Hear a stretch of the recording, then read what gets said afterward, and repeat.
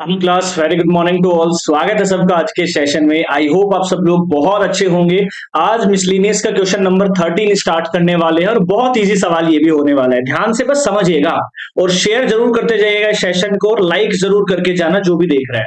How many liters of water will have to be added to 1125 liters of the 45% of the solution of acid so that resulting mixture will contain more than 25% but less than 30% acid content, यानी कि 25% से तो कम होना चाहिए, sorry 25% से ज्यादा होना चाहिए बट 30% से कम होना चाहिए। अब मैं क्या करूंगा इस सवाल में, ध्यान से समझने वाला सवाल है। प्रीवियस क्लास में भी एक सवाल ऐसा ही करा था, शायद 11-12 में से 11 का सवाल था या 12 का, हमने ऐसा ही करा था सेम।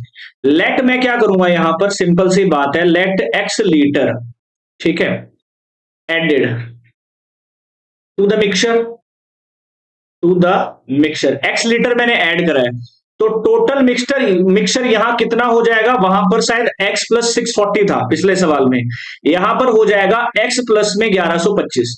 अब ये क्या बोल रहा है कि 30% से तो कम होगा मिक्सचर, 45% इसका, यानी कि 45% ऑफ 1125 है ना, ये लेस देन होगा किससे, 30% ऑफ इस मिक्सर से x प्लस 1125, और ये वाला ज्यादा होगा, ठीक है, मोर देन 25%, समझ गए।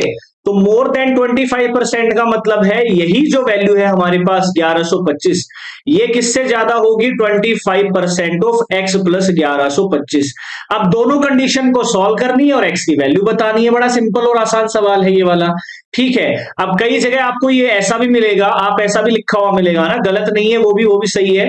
30% ऑफ x प्लस 1125 ये ग्रेटर देन होगा किससे, 45% ऑफ 1125। दोनों सेम ही चीज है ना, दोनों सेम चीज है, दोनों को एक तरह से कर सकते हैं। इसको सोल्व करेंगे क्या आएगा, परसेंट हटाएंगे तो 100 आ जाएगा, मल्टीप्लाई में x प्लस 1125 ग्रेटर देन 45/100 गुना में 1125। सॉल्व कर लीजिए इस सवाल को, 10 से 10 यहां पर चला जाएगा, ये हमारा जाएगा 5 नामे 45 और 20 टाइम जाएगा, 5 चौके 20 हो जाएगा, 5 दूनी 10, 5 दूनी 10, 5 5 25।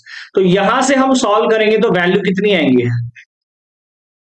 यहां से x की कोई वैल्यू आएगी, ठीक है, x की वैल्यू निकालनी है, ध्यान रखिएगा।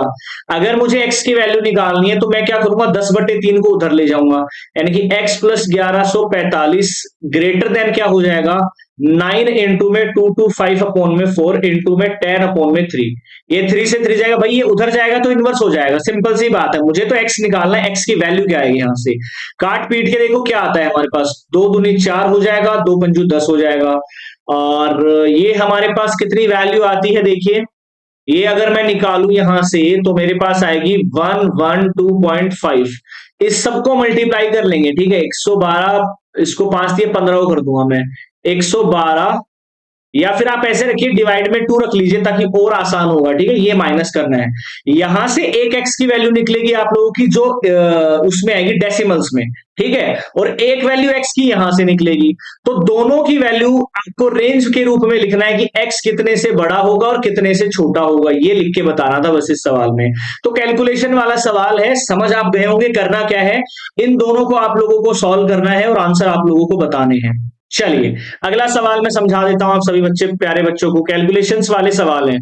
IQ of a person is given by the formula, किसी भी पर्सन की आईक्यू जो होती है ना उसका फॉर्मूला दिया गया है, आईक्यू बराबर, फॉर्मूला क्या गिवन है, आईक्यू बराबर एम ए अपॉन सी ए गुणा में 100, ये हमें दिया गया है। यहां पर एम ए क्या है, मेंटल एज है, सी ए है क्रोनोलॉजिकल एज, मतलब चिल्ड्रन की एज कितनी होगी, और एक हमें कंडीशन दी गई है 80 is less than equal to IQ is less than equal to 140 for a group of 12 year old children, find the range of their mental age. इस मेंटल एज की हमें क्या बतानी है, रेंज बतानी है। सबसे पहले देखिए आपको ये कह रहा था इसमें कि 12 बच्चे की जो एज ऑफ चिल्ड्रन है वो 12 साल है, तो सीए की जगह तो 12 आ जाएगा, यानी कि एम ए अपॉन में 12 गुणा में सी 100, ये हमारे पास आईक्यू है। अब इस आईक्यू की जो वैल्यू है ना वो इक्वेशन नंबर 1 में रख दीजिए बस, ये तो सबसे इजी सवाल था ना, एम ए अपॉन में 12 गुणा में 100 आएगा लेस देन इक्वल टू 100। अब मुझे एम ए की रेंज बतानी है, तो 100/12 है तो 12/100 से दोनों को मल्टीप्लाई कर देंगे, ठीक है, 12/100 को सबसे मल्टीप्लाई कर दूंगा मैं, एम ए अपॉन 12 गुणा 100 इंटू में 12/100, less than equal to 100 into में 12/100। यहां से देखिए ये सारा तो कट जाएगा, तो एम ए अकेला बचेगा। इधर देखिए क्या कट सकता है, यहां से ये कट जाएगा, एम ए की रेंज हमारे पास आ जाएगी। ठीक है, 4 2 चौके 8 और सॉरी 2 पंजू 10 होता है, 2 चौके 8 तो 12 चौके 48/5 less than equal to M A, less than equal to मेरे पास कितना आ जाएगा, 12 आ जाएगा। ये हमारे पास कितना आएगा, ये हमारे पास आएगा 5 नामे 45, ठीक है, और 5 6 30, ये हमारे पास आएगा आंसर। यानी कि जो एम ए है वो 9.6 से तो बड़ा है या इक्वल है, और 12 से छोटा है या इक्वल है। ये आप यहां से ध्यान से समझ सकते हैं इस सवाल में। बिल्कुल इजी सा सवाल है, आराम से सारे बच्चे सवाल को सीख सकते हैं। अब मुझे इसको रेंज में भी बताना है, तो x बिलोंग्स टू क्या होगा, मैंने बताया था जब भी है ना इक्वल का साइन लग जाए नीचे तो क्लोज इंटरवल लिया जाता है। तो 9.6 और 12 ऐसा आंसर भी आप दे सकते हैं, या यहां पर भी छोड़ सकते हैं, दोनों सेम आंसर हैं। तो आपको क्रोनोलॉजिकल एज का मतलब होता है चिल्ड्रन की किस एज की बात करी जा रही है, तो यहां पर 12 साल की बात करी जा रही थी तो 12 आ जाएगा। उम्मीद करूंगा 5 की कंप्लीट एक्सरसाइज आप सभी बच्चों के समझ में आई होगी।